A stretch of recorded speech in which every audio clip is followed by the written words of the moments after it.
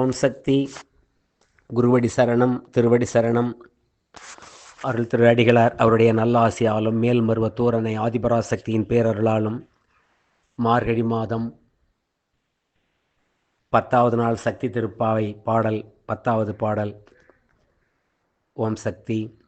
வெள்ளிப் பனிமலையில் வீற்றிருந்து காப்பாளை, விளங்கிடுமோர் கடலோரக் குமரியாய் நிற்பாளை, கொள்ளையுறும் தமிழ்ன கோடலிலே உறைவாளை, கூத்தனவன் ஆட்டமெல்லாம் தில்லையிலே காண்பாளை, உள்ளம் குளிர்வித்து உயர்காஞ்சி அமர்ந்தாளை, உயர்கங்கை கரையோரம் கரை சேர்க்க நின்றாளை, அள்ளி எடுத்து நம்மை ஆதரிக்க இம்மருவூர் அமைந்தபரா சக்திதனை பாடேலோர் எம்பாவாய். அன்னை ஆதிபராசக்தி இந்த அண்டமெல்லாம் நிறைந்தவள். நம்முடைய மண்ணிலே ஒவ்வொரு புண்ணிய இடங்களிலும் ஒவ்வொரு பெயராலே வீற்றிருக்கின்றாள்.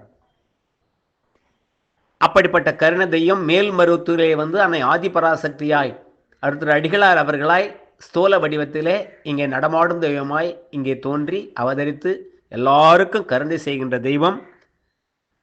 இந்த உலகத்து மக்களையெல்லாம் அள்ளி எடுத்து ஆதரிக்க வந்த தெய்வம் மேல்மருவத்தூரிலே குடிகொண்டிருக்கிறாள். அவருடைய மலர்பாதங்களை விரைவாக வாருங்கள், நாம் அவள் மலர்பாதங்களை கெட்டியாக பிடித்து கொண்டு நம்மையெல்லாம் ஆதரிக்க வந்திருக்கின்ற தெய்வத்தை வணங்கி போற்றி பயன்பெறுவோம் வாருங்கள் என்று இந்த பாவையர்களை எல்லாம் அந்த தோழி அழைக்கின்றாள். வெள்ளிப்பனிமலையாக விளங்குகின்ற இந்தியாவின் வடக்கு பகுதியில் இருக்கின்ற மிக பரந்த இமயமலையிலே வீற்றிருக்கின்ற தெய்வம். இந்திய தெற்கு கடலோரம் குமரித்தாயாய் வீற்றிருக்கின்ற கருணை தெய்வம். 3 தமிழ்ச்சங்கங்களும் தோன்றி தமிழை வளர்த்த மதுரையிலே அன்னை மீனாட்சியாய் விளங்குகின்ற கருணை தெய்வம். தில்லையிலே நடராச பெருமான விளங்குகின்ற அந்த திருக்கோயிலே சிவகாமி அம்மையாய் வீற்றிருக்கின்ற தெய்வம். காஞ்சி மண்ணிலே காஞ்சிபுரத்திலே காமாட்சி அன்னையாய் குழுவிருக்கின்ற தெய்வம். கங்கை கரையிலே நங்கையாய் வீற்றிருக்கின்ற கருணை தெய்வம். இந்த தெய்வங்களாய் விரிவடைந்திருக்கின்ற பல தெய்வங்களாய் விரிவடைந்திருக்கின்ற ஆதிபராசக்தி என்னும் கருணை தெய்வம் அடுத்த அடிகளார் என்னும் அருள் உடலிலே சூக்கும உடலாக இங்கே தோன்றி சூக்கும உடலாக இருக்கின்ற ஆதிபராசக்தி அன்னை ஸ்தூல வடிவத்தில் இருக்கிற அடுத்த அடிகளார் உருவிலே நடமாடி வருகின்ற தெய்வம், நடமாடி வந்த தெய்வம், நமக்கெல்லாம் கருணை செய்கின்ற தெய்வம், இந்த உலக மக்களை எல்லாம் அள்ளி எடுத்து ஆதரிக்க வந்த தெய்வம். இந்த ஆதரிக்க வந்த தெய்வம் என்றால் இந்த உலகத்து மக்கள் எல்லாம் பல்வேறு நோய்களிலும் பல்வேறு வினைகளிலும் பல்வேறு தொல்லைகளிலும் பல்வேறு குறைகளிலும் சிக்கி தவித்து கொண்டு வருகிறார்கள். முற்பிறவிலே செய்த தீவினையின் காரணமாக இந்த வினைகளெல்லாம் அவர்களை துன்புறுத்துகிறது. இதையெல்லாம் வேறு இருப்பதற்காக அன்னை ஆதிபராசக்தி அடுத்த அடிகளார் உருவிலே நடமாடும் தெய்வமாக ஸ்தூல வடிவத்தோடு மேல்மருவத்தூரிலே அவதரித்து நம்மையெல்லாம் ஆதரிக்க வந்த தெய்வம். இந்த மக்களை எல்லாம் அழைத்து இந்த மக்களுக்கெல்லாம் வாழ வழியையும் அவர்கள் நோய் தீர்க்கவும் அவருடைய வினை தீர்க்கவும் அவருடைய துன்பம் போக்கவும் அவருடைய குறைகளை தீர்க்கவும் அன்னை ஆதிபராசக்தி பல்வேறு வழிகளை ஏற்படுத்தி ஆதரித்திருக்கிறாள். அதில் முக்கியமான ஒன்று அருள்வாக்கு.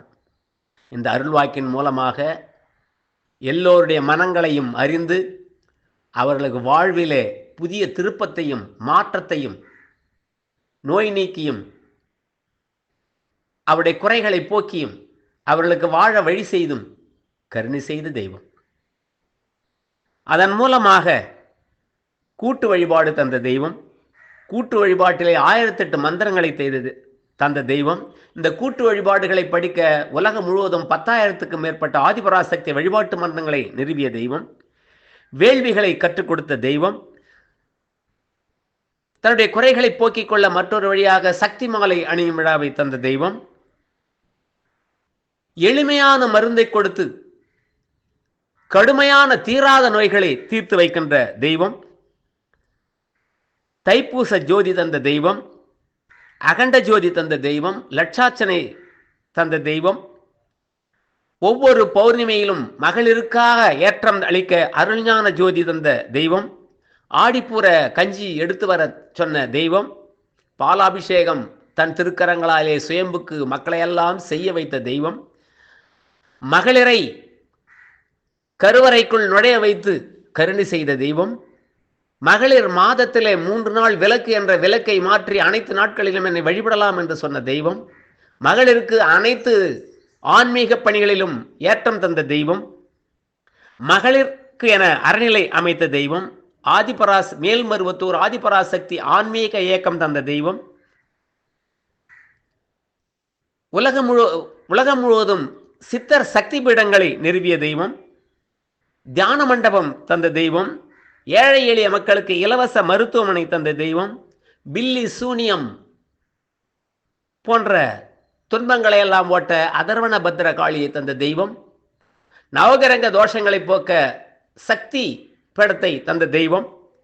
இப்படி இந்த அன்னை ஆதிபரா சக்தி இந்த உலகத்து மக்கள் எல்லாம் நல்வாழ்வு வாழ இந்த உலக மக்களையெல்லாம் அள்ளி எடுத்து ஆதரிக்க இப்படிப்பட்ட வழிகளையெல்லாம் செய்து கருணை செய்கின்ற தெய்வத்தை போற்றி புகழ்ந்து பாட வேண்டும். வாருங்கள் வாருங்கள் என்று தோழிகளையெல்லாம் அந்த பாவை அழைக்கிறாள். ஓம் சக்தி.